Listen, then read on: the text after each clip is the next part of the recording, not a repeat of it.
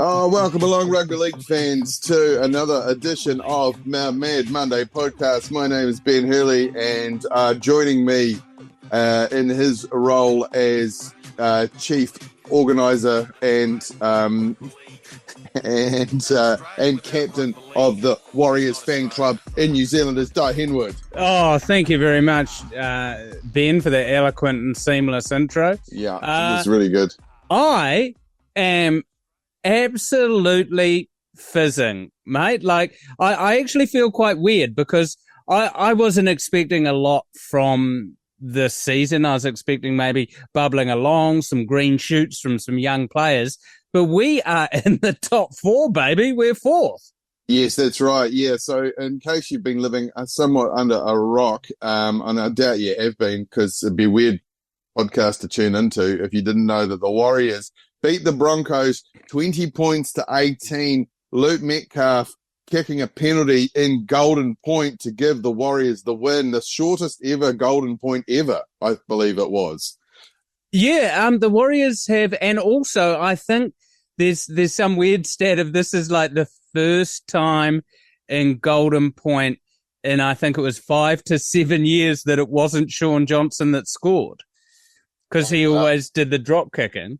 It was very weird, the whole thing. We were at the ground, and I was with my kids, and the guy next to me had spent, which we were sort of slightly on board with, had basically spent 79 minutes punishing Luke Metcalf, saying that Tamati Martin should be in the team.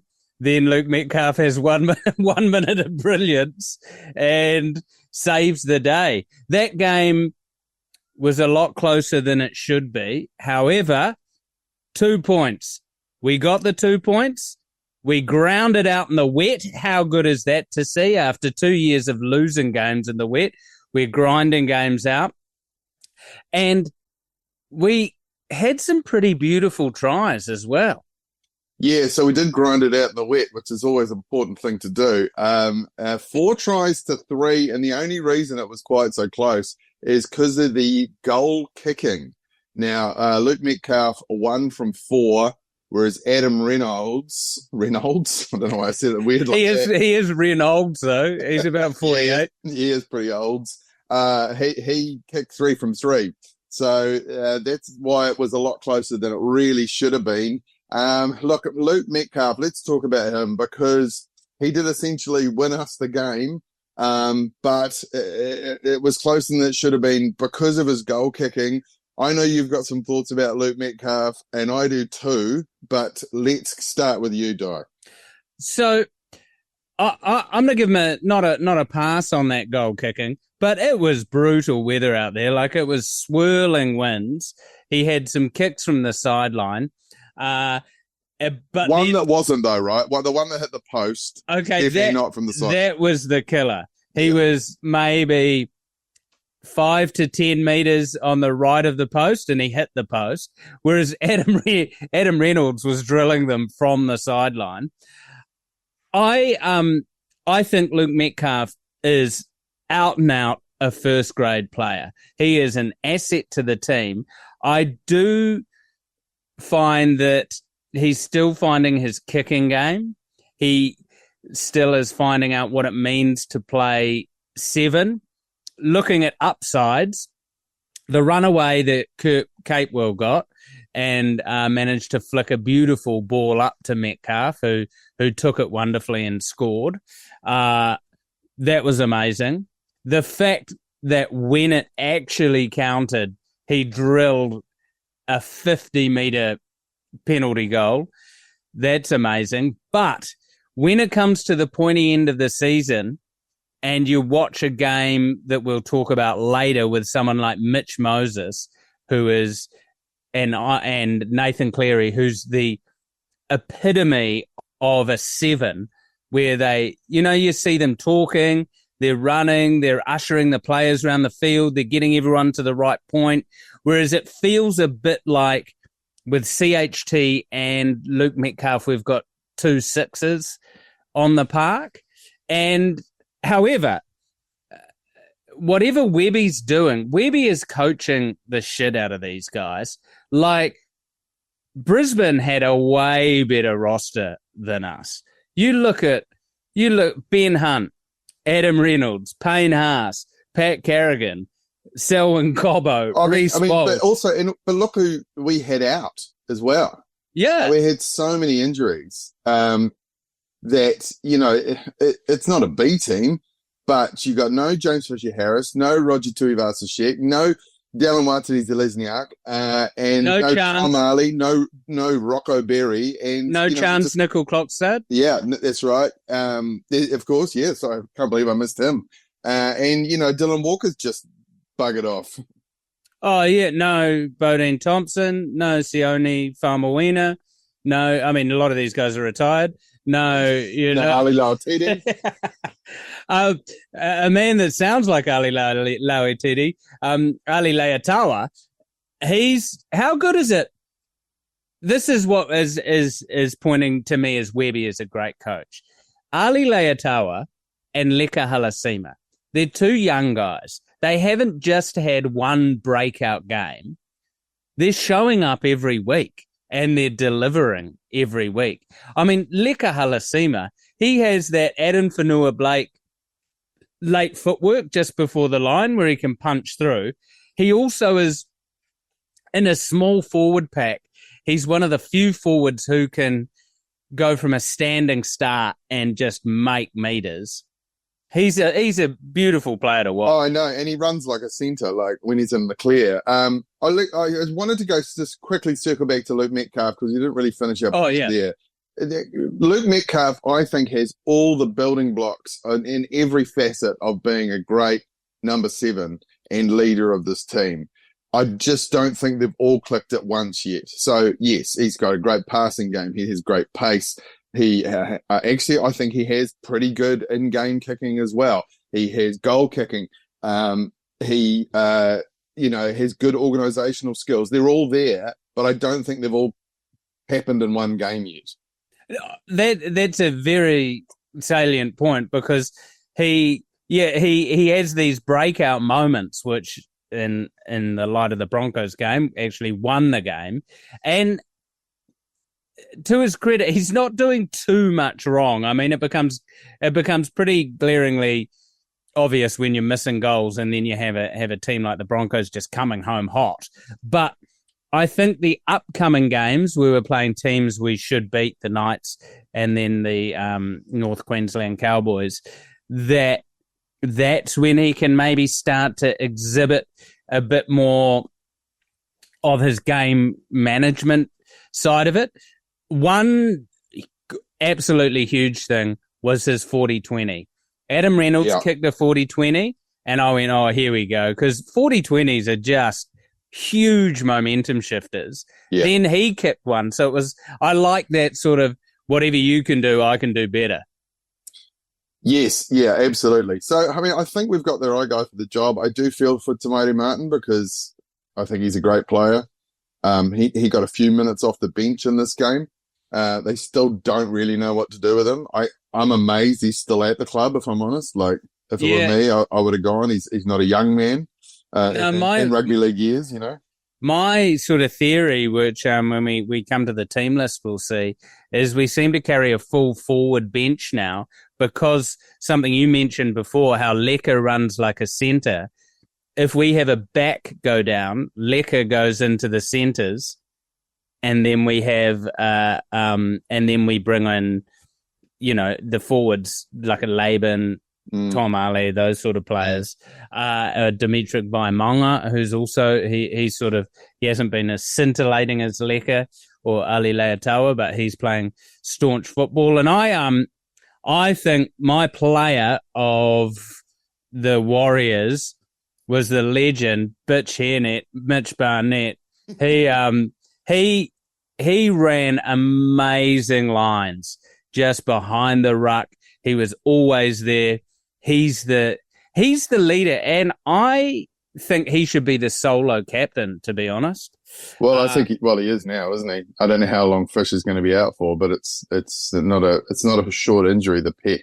No, I think he's round 12 or 11. Same with Dallin. So There's still a bit of time there, and he's a real. We always seem to manage to find Simon Mannering, Stephen Price, Kevin Campion-like player, and Mitch Barnett has just stepped into that role. Now, let's talk about the other front row because he gives us absolute palpitations because of the way he holds the ball. But Jackson Ford did huge minutes in this game, 66 minutes, big meters, lots and lots of work. But I think there was one drop ball from him. And for some reason, I don't know what it is, but every time he gets the ball, I hold my heart in my mouth. Yeah, I on a rewatch of this game. It's always hard when you're out at the ground, but he doesn't. So I think it feels like Jackson Ford has more errors than he actually does. I agree. Because he has errors at shocking moments. Like it's always second tackle, running it right on the goal line, you know? So it's not like he has a drop midfield that turns into nothing. I think that his errors seem to happen at really bad times. And he's almost a victim of he runs onto the ball so hard out. Yeah. And for any sort of late 80s, early 90s movie buffs out there, he looks identical to RoboCop. Like his nose down looks identical to RoboCop. And there's so much I like about him. And it's literally that thing of if he could get those errors out of his game, he's huge minutes. He runs good lines. He tackles his ass off. Him and Mitch Barnett, we were chatting about this. Is this the first time in Warriors history they had a whole Pakeha front row?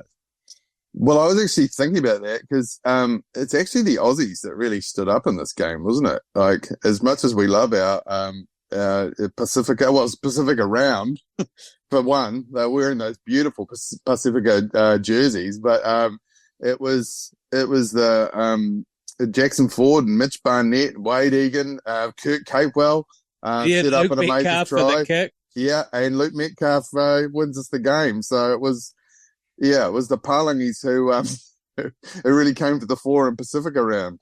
However, I got to say, I was a bit dubious about seeing Kurt Capewell named in centre, just as he can be looked on as a bit of a warhorse. But wow, he delivered. It actually reminded me that he's just one of those guys who doesn't stuff up the basics. He tackles. He's always in position. Yeah. His kick chase is good. And we've been saying that for years, though, that's what a Warriors team always needs is a few, for want of a better word, boring professionals to shore it up, And the skill he showed for that offload for the try, that was quite something. That guy was hooning him for the tackle, and he really just popped it up. Yeah, amazing hands by Luke Metcalf as well. That was not an easy take. Actually reminded me of me popping a shocking ball to you playing touch rugby once for our first ever try when we had a comedians touch rugby team once and didn't score a try for the first 3 games. Yeah, it was a mix. That team was sort of a mixture of unfitness and cigarettes. Hey, in the wet though, we had an 84% completion rate compared to the Broncos' 70%. Yeah, and it's winning those clutch moments because there was arguably the flukiest try of the entire round was scored by Ed Cossey in the corner. Oh, how stressful was that? How stressful was that to watch? It was this is the thing. I remember a couple of years ago, and I think it was when Bluey was the coach, and he was just so obsessed with completion rates that, we were getting 100% completion rates, but still losing games. Oh, yeah, and never playing between the 10 metres either side of halfway, never. Yeah, so it's all good. You've got to have high completion. No one's doubting that, but you've also got to score tries and you've got to win key moments. And, that was a bonus try, that one. Great to see Niokore busting over the line. Also, Ben Hunt I want to talk about. He choked massively in this game. Ben Hunt had... He does have a reputation. I know. We were live for the 2015 grand final. The poor guy's got to haunt you dropping that ball. He did. He did win that game for Queensland in game 3 2 years ago, though. I think there was a slight comeback. Yeah, but in this game, he made some very bad decisions. He was dropping the ball. He had just had his hands on his head. He didn't seem to know what to do. And I wonder whether that's just down to the pressure that the Warriors, we were swarming on defense. Like, I really like how we're defended. Yeah, absolutely. And in the wet, particularly important. And we do tend to forget that it was literally on the tail end of a tropical cyclone that they were playing. Yeah, and it was swirling wind, which is why Reece Walsh. Also, Reece Walsh. Oh yeah, we should probably talk about Reece Walsh. Reece Walsh did his PCL, tore it on the first tackle of the game by Kurt Capewell. There were 2 amazing tackles in this game. That one, Kurt Capewell on Reece Walsh, and then CHT cleaning up Adam Reynolds. Yeah. And then I do not know why they gave the ball to why Reece Walsh with the torn PCL was kicking off, but we felt it in the ground. He placed the ball, walked back, and you could feel a wind shift. And then he ran and kicked it, and it was like... It felt to me like one of my fluky golf shots where you just hit it and it like gets in a slipstream, and the second it went off his boot, the whole stadium knew that ball was going dead. Are you saying God is a Warriors fan? Yeah, I mean, look, God, the Pope, rest in peace. And there will be a new Pope coming in. I think it's Mick Watson, actually, weirdly, or Eric. And he, the second he kicked it, we just knew it was going out. Then I had no idea that we were going to take that, take a penalty goal. But Reece Walsh is sort of, I feel for him a bit because he's had a bit of a season to forget so far. Yeah, I think he's got the number 1 most amount of errors in the NRL currently. Yeah, I mean, you sort of got to love it too, because there wasn't much love for him in the ground. He's one of those players where we all loved him when he's good looking. He was playing amazing at the Warriors. Well, he was the only good player we had back then. Yeah, he was the X factor, right? Yeah, and he actually. It was a blessing he went to Brisbane, to be honest, because having players like Chan's now at the back, I don't think Tane Tuapiki would have got so much of a run if Reece Walsh... And look, Tane Tuapiki, huge special mention here. He turned something into nothing into something, sorry.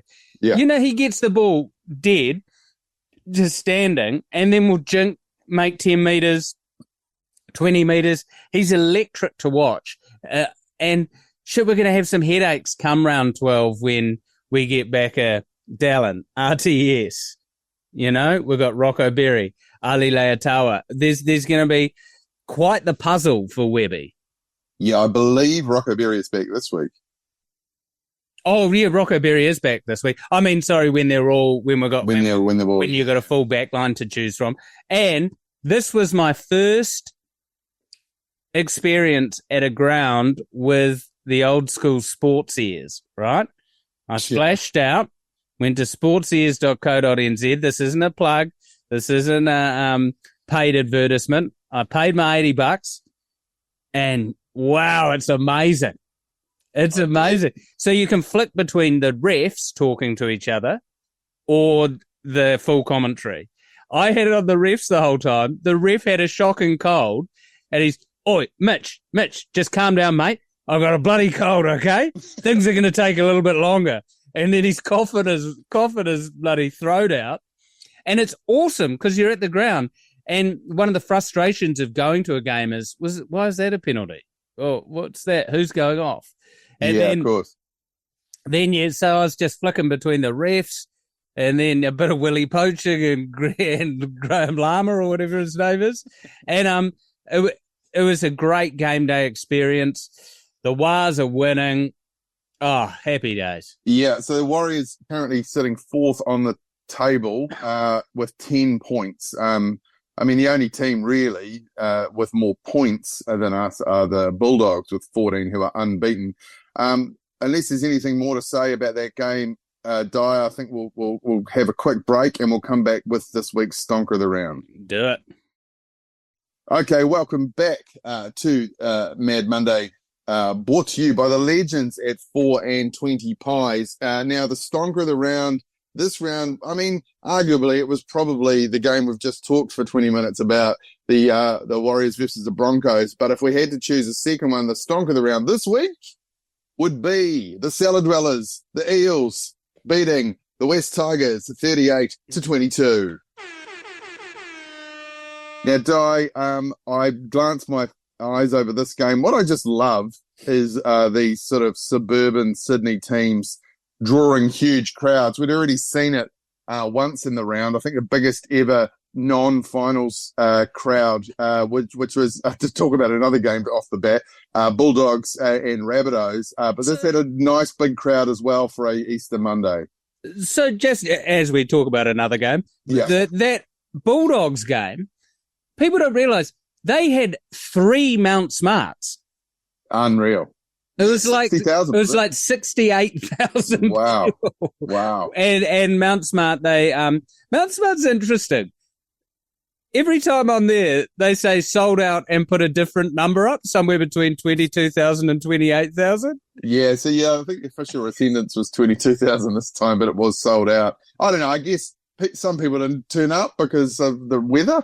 Yeah, absolutely. But no, you're right. And this game, jumping back to the Eels, the Spoon Bowl, first, I can't understand the draw, right? This is the second time Wests and Eels have played in 7 rounds.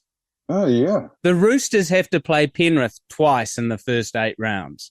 To me, that just makes 0 sense. But this game was at, I think, one of the new stadiums I really want to go to is Combank Stadium. It really looks like a sort of Suncorp in Sydney, with those purpose-built grounds that just funnel everyone in.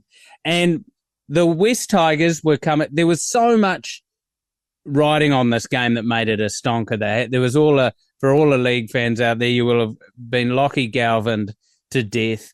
He was left out of the side. There's accusations of bullying. Taruva and Jerome Luai were posting Instagram posts against him. So he was left out. He was playing New South Wales Cup. Adam Dewey was in at 7, which was a bizarre choice, I thought. It was the return of Mitchell Moses, who, for a guy who hasn't played since Origin 2 last year, wow, he came out with an Origin performance. Yeah. That's better than Cleary's played all year. He was, there's something about what Mitchell Moses, the way he just fluidly runs and sort of dummies. He's got the ball on a string. He looks so comfortable. Yeah, Mitchell Moses, yeah, he did. I think we used to make fun of him because he looks like a rugby union player.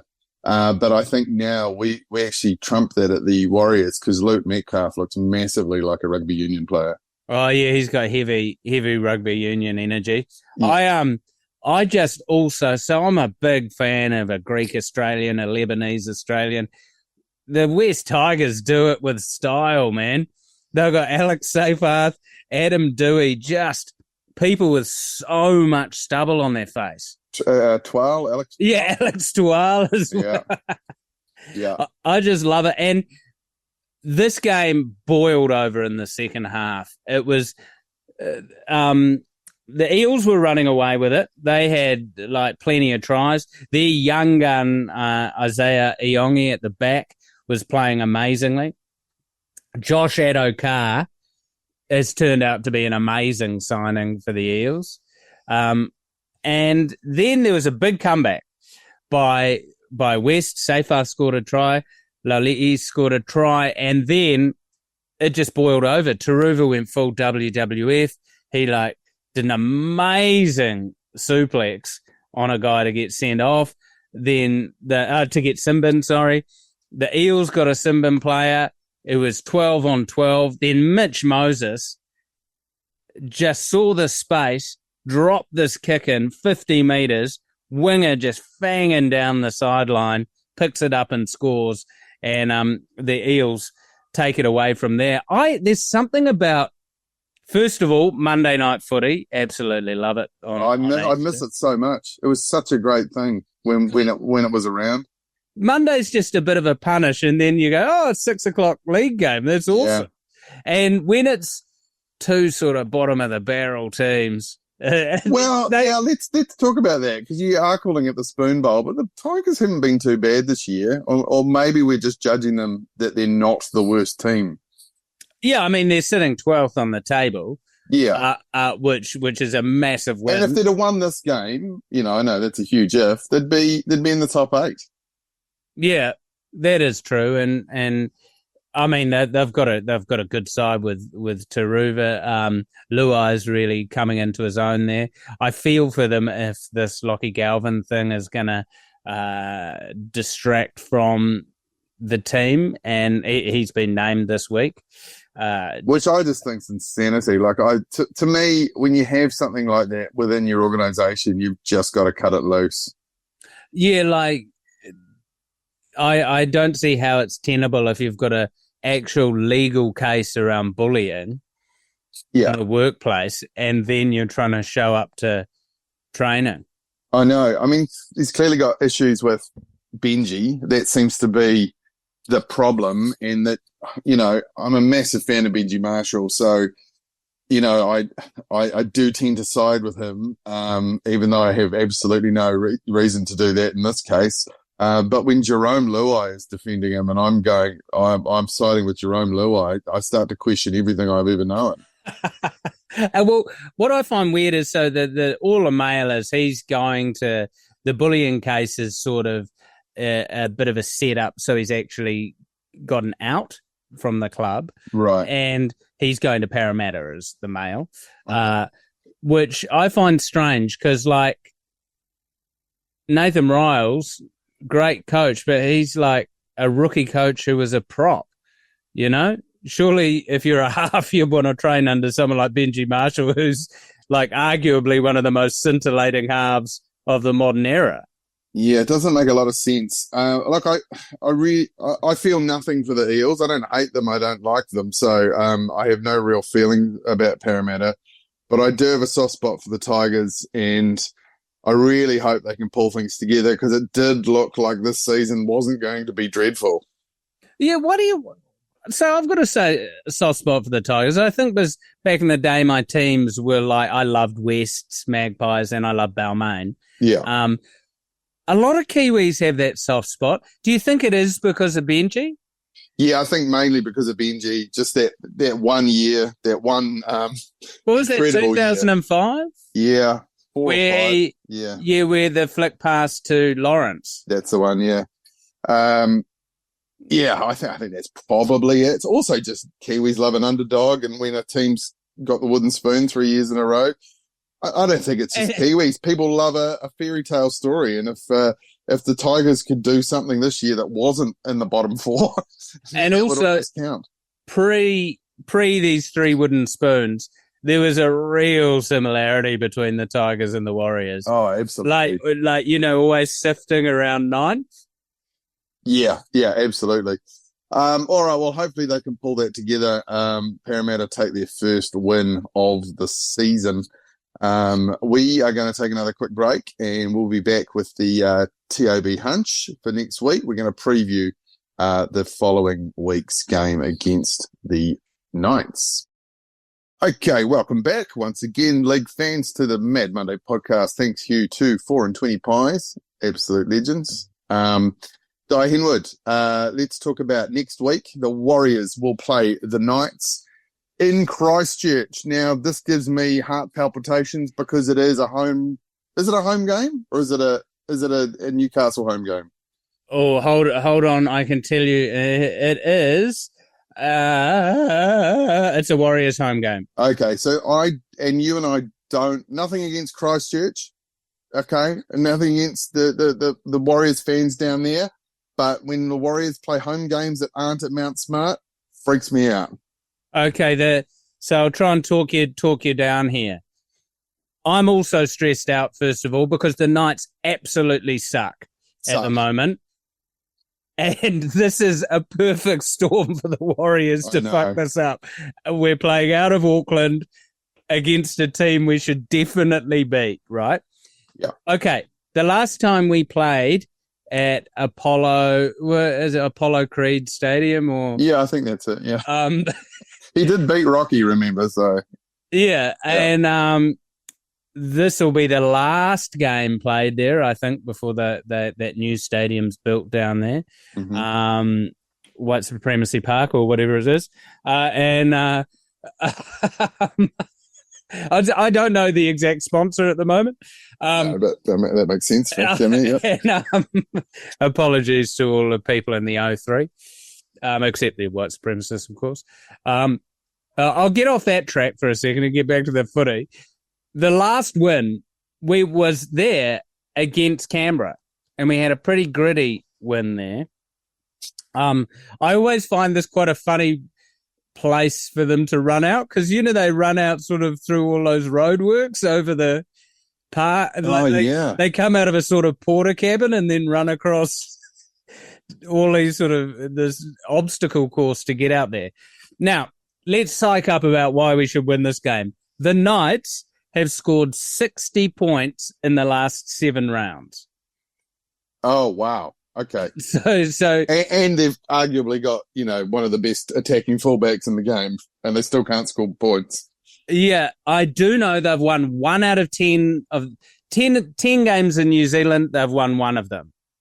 I believe they've only won 2 out of 17 games in New Zealand, their last 7. So, once again, this is either psyching you up or freaking you out because it's just more stats that say the Warriors should win this.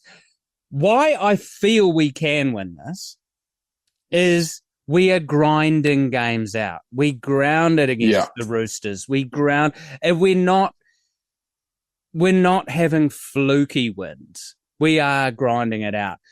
But we're going to have to kick goals, man. So, what is Tane Tuapiki kicked? Is Adam Pompey Pompey in the side? Yeah, so I was going to look at the side actually. So Pompey is back, Chance is back, and Rocco Berry's not going to kick a goal, but those 3 are all back this week. So we've got a staunch team, and looking, I believe our bench is just straight forwards, isn't it? Looking here, look at Halasima, Bunty, Vaimonga, and Jacob Laban with Tamaiti Martin as the 18th man. Hey, massive love to Bunty R4, right? So, quickly jumping back to the Broncos game, watching him live, his stats often don't blow people away. He does so much work. He's one of those forwards. When they run, he never goes backwards. He just stops them. And I may have said this before on a podcast. I'm not a huge... You got your post-contact meters, your meters. Bunty does the hard runs, right? He does that run off the goal line when the team's only just 10 meters back. He does the hard yards. So I love seeing him in the team. Who you've got to look out for, because I can't figure it out. The Knights on paper, between Bradman Best and Kalen Ponga, how have they only scored 60 points in 7 games? Dylan Lucas is back. They've got, his name slips my mind. He's an amazing forward who I wish that we had signed, actually. Oh, Leo Thompson. Oh, yes, yeah. He's amazing. Phoenix Crossland, who's a Kiwi, who's playing number 9. Although I did hear some mail. Weirdly, it says in Supercoach he's injured, but he is named. Tyson Frizzell, he's a huge player. Yeah. They've got the players. Fletcher Sharp is a good... He's a guy who's playing 6 for them. He's a great half. Their halves are struggling. Greg Marju's an amazing player. Like, I suppose my stress, and for all those long-suffering Wars fans, I think we've been sadly conditioned through the 2010s to losing games like this, whereas the next 2 games, this game in Christchurch, then we have Magic Round against the Cowboys, which is awesome. We're not playing Penrith. Even though we beat them last year. Oh yeah, well that was probably our best win of the season with all the young boys. I feel that if we win these 2 games, then I'm like, right, the season's on, because we're winning the games we should potentially lose, i.e. Broncos, Roosters, but now we need to win the games where we are favourites. That's right. Yeah, and we are going in as favourites, I believe, for this game. Let's get on to the TAB hunch, and I think you're going to like this one, Dai.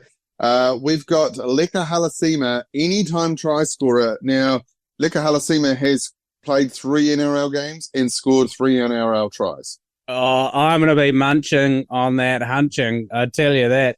Also, just don't want to buy tickets to our own parade, but Leka Halasima's first interview was with the Mad Monday podcast.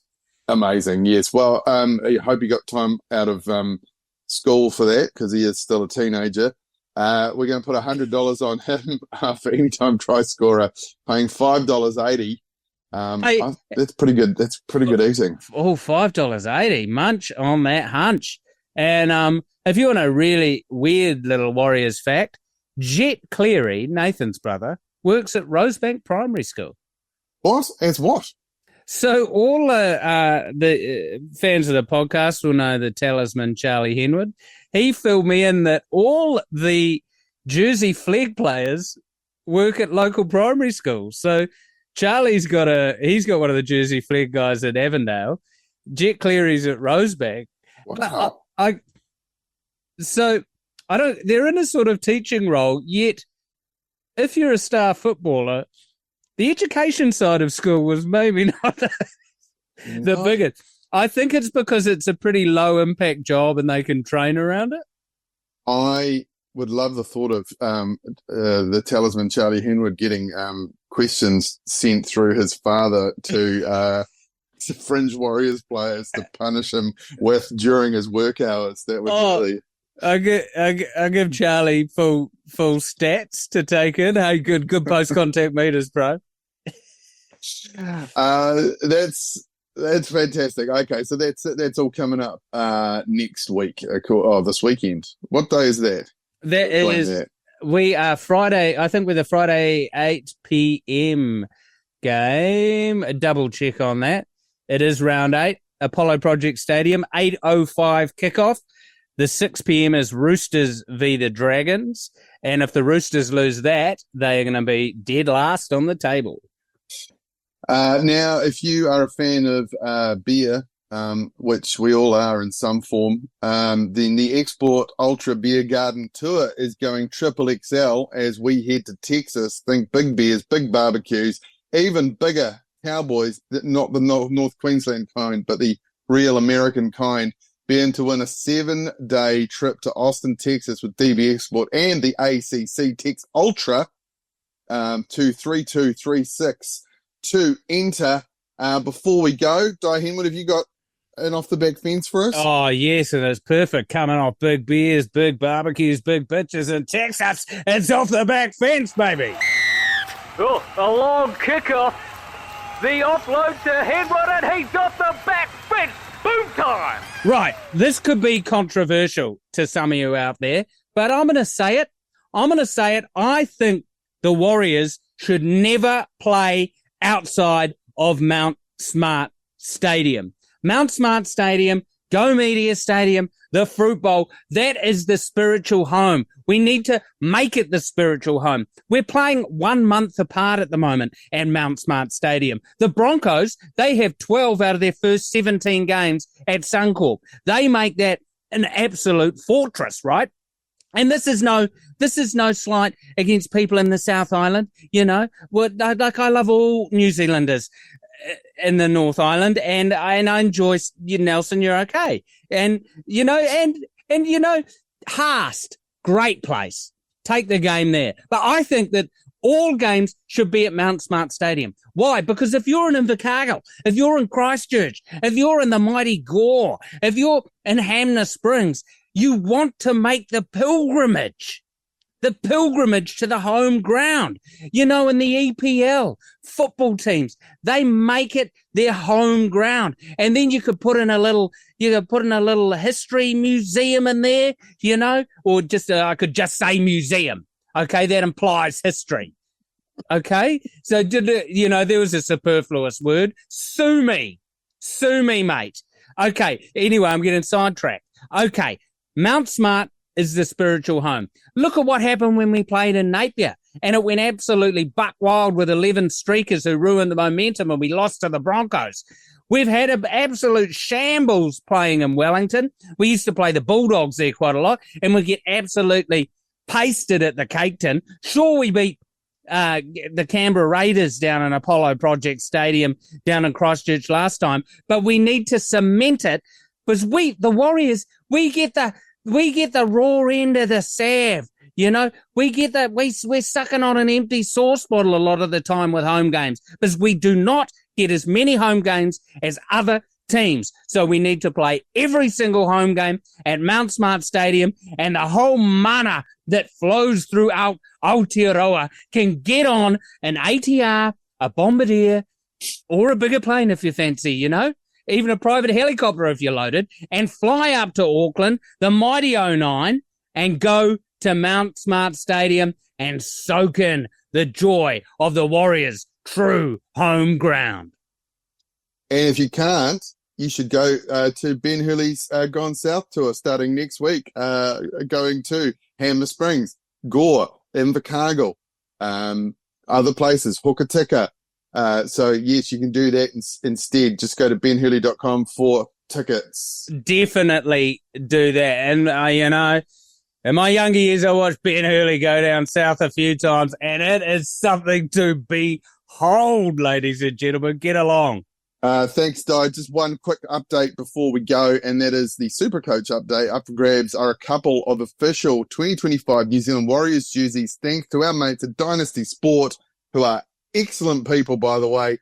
Use the code 111045 to get involved in our Supercoach League. And I got absolutely towed up by the Pants Man this week by 200 points because he stuck firm with Nathan Cleary. I will not put Nathan Cleary in my team because every time I do, he sucks. And then I get rid of him just before he comes right.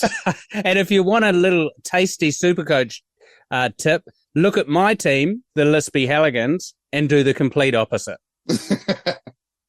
My tip is I've had Sania Taruva in my team for every single game for 3 years, and he almost always performs. So there you go. It's my little tip. That is all for Mad Monday.